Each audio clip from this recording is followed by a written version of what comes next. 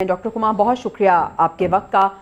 Doctor साहिबा, क्या कहेंगी आप? हम देख रहे हैं कि भारत ने एक बार फिर जो मकरू चेहरा है उसको बेनकाब किया है। आज ये जो फैसला आया है, ऑल्दो इसकी पाकिस्तान शदीद अल्फाज में मजम्मत कर रहा है, लेकिन अब इस फैसले के बाद कश्मीरियों के लिए तो मजीद मुश्किलात बढ़ जाएंगी।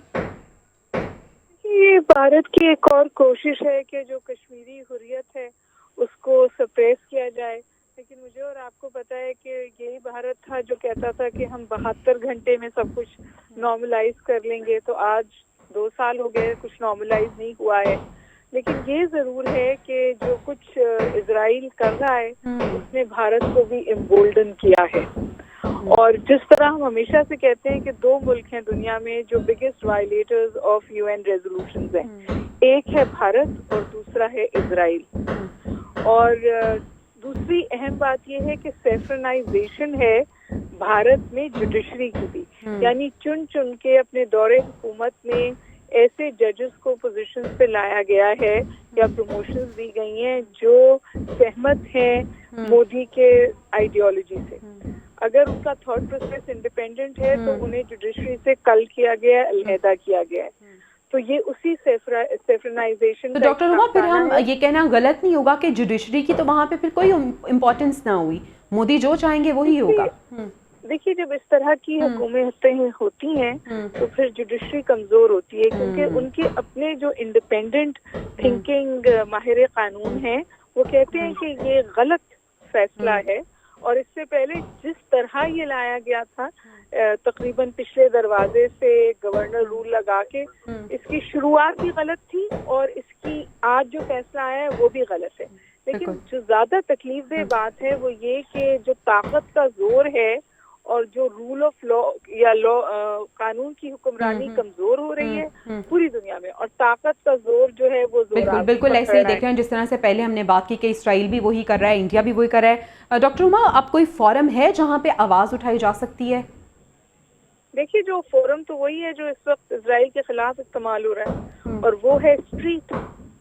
तो जो हुकूमतें और जो कैपिटल इजराइल के खिलाफ बात नहीं कर सकते, वही सड़क इजराइल के खिलाफ बिल्कुल अलाइव और जिंदा है, चाहे वो लंदन हो, चाहे वो अमेरिका के अंदर हो, चाहे वो इजराइल के अंदर हो। तो मेरा ख्याल है कि जो प्रोटेस्ट है या इसको हाईलाइट करना है या जो उसको शाउट आउट करना है, उसको तो हम बंद कर ही नहीं सकते, बल्कि उसमें शिद्दत लाने की जरूरत है, वरना तो फिर कोई सवाल उठाने वाला, बात करने वाला ही नहीं रहेगा।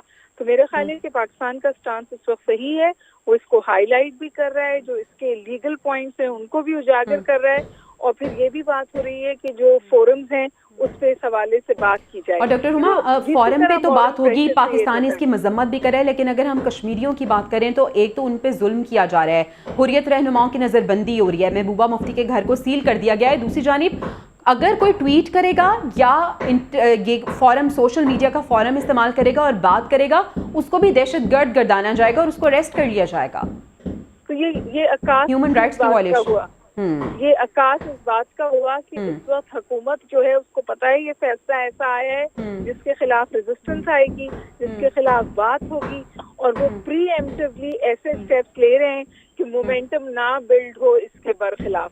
लेकिन इससे ये खत्म तो नहीं होगा ना, ये तो स्ट्रैटेजी ऑफ सप्रेशन है, स्ट्रैटेजी ऑफ एड्रेसल नहीं है। सप्रेशन आप बहुत अरसे तक जारी नहीं रख सकते। ये फैसला आना, ये डायरेक्टिव आना इस बात का आकाश है कि जो रियासत हिंदुस्तान है, जो हुकूमत हिंदुस्तान है, उसको पता है कि उसने गलत किया है और इसका रिएक्शन आएगा। डॉक्टर उमा, लेकिन एक बहुत बड़ा सवाल ये भी है, जिस तरह से हमने इसराइल और इंडिया की बात की कि इसराइल जो कर रहा है और हम देख रहे हैं कि मुख्तलिफ ममालिक की उसको सपोर्ट हासिल है, उसको देखते हुए भारत पहले भी कम नहीं था, लेकिन अब उसने भी मजीद अपना जो मकरू चेहरा है और अपनी जो बर्बरियत है उसको दिखाना शुरू कर दिया है। हम क्या मैसेज दे रहे हैं? और वो लोग जो हमेशा ह्यूमैनिटी की बात करते हैं, ह्यूमन राइट्स की बात करते हैं और बात करते हैं जमहूरियत की, उनके जो मकरू चेहरे सामने आ भी चुके हैं। अब हो क्या सकता है? हम क्या एज अ मुस्लिम नेशन, मुस्लिम उम्मा, हम कहाँ पे जाएं और किस तरह से इन लोगों की हम हेल्प कर सकें? मेरा ख्याल है we must continue to talk about it, और यही पूरी दुनिया कर रही है। और बहुत जो सेन थिंकिंग वाले लोग हैं, जो लॉजिकल थिंकिंग वाले लोग हैं, वो अब सामने आके ये बात करें, इंक्लूडिंग सम यूरोपियन कंट्रीज, कि जो हमने नॉर्मलाइज कर दिया है जेनोसाइड, نارملائز کر دی ہے ریاستی دہشت گردی. دیکھیے جو اسرائیل کر رہا ہے وہ بھی ریاستی دہشت گردی ہے, اور جو اس وقت انڈیا نے کیا ہے تھرو لیگل مینز یہ بھی ریاستی دہشت گردی ہے. تو اگر آپ دہشت گردی کے برخلاف کھڑے ہیں تو مزید دہشت گردی ہوگی گراؤنڈ پہ. بالکل ایسا, کیونکہ ہم نے دیکھا ہے کہ آپ کسی چیز کو جتنا سپریس کرتے ہیں وہ اتنی ہی طاقت سے ابھرتی ہے.